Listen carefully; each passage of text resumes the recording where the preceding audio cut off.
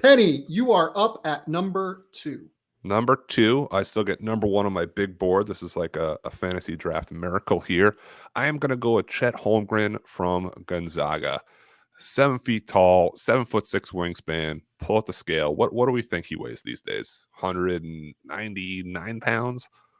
Yeah, I was gonna say, just given that guys tend to lose weight throughout the course of the season, I'd guess that there's a chance he's down at like 192 even right Okay. now. 190 range. He's slim. But let's hope he gets up to 205, 210 before the draft. That would be great. Statistically, he hasn't been a true monster as someone expect for that I have at the number 1 pick, that you have at maybe 2 or 3. He looks like Slender Man a little bit, but doesn't play that way. 13 points per game, 8 rebounds, 3.5 blocks, 2 assists. He's definitely more perimeter oriented right now, although he ranks in the top 30 in the country in transition scoring too. He shoots 81% around the basket while shooting 61% from the field. So there is some touch there too. The 3-point numbers and the jump shooting numbers aren't great, which kind of what I said with Jabari Smith, like I'm okay with, because I've seen him shoot it. I know it's a byproduct of the role more that he's being asked to play at Gonzaga. Even as the number 1 pick, he's a complementary piece. The offense is still going to run through Drew Timme for right now. It shows that he can play as a secondary type guy. We just talked about how skinny he is. He's still an intimidator on defense. The NBA level, there'll be some strength adjustment. And I don't know how scared as many guys the NBA will be as they are in college. I don't want to overthink it, the weight too much. I know it's definitely a factor, because if you were 15 pounds heavier, this would be an absolute no-brainer. We had some strength issues, holdups with Evan Mobley. He hasn't really had like a huge adjustment translation issue. I believe Chet is going to get there, and because of that, he'll be the best player in the draft. I have him second, number 1 on my big board, and I'm good with that.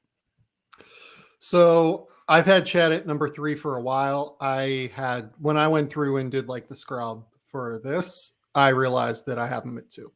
Okay. So I think this is a good pick. I've been impressed by the shooting regression that we've seen over the course of the last few games with him. Like he's made, I want to say 2 threes against Merrimack in early December, and then he made a 3 against Texas Tech. He made 3 against Northern Arizona. He made a 3 earlier this week against Pepperdine. He's up over 71% from the free throw line again. Like, we're starting to get to the point where his offensive play is shining through, oftentimes against lower end competition.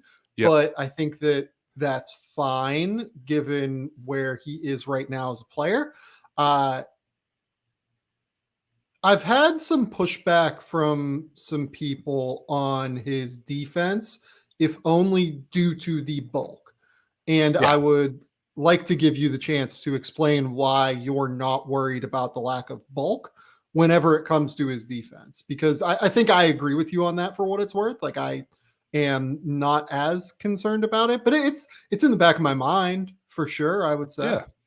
Well, Chet, so much of his timing too, and recovering in weak side. I don't think it's going to be a lot of, even now he's a very good but not like elite on the ball defensive shot blocker, especially if it's against a bigger person. But it's more like those recoveries, even when he's beat and he hustles back and protects the rim, or he's initially bumped, he recovers back and swats stuff away.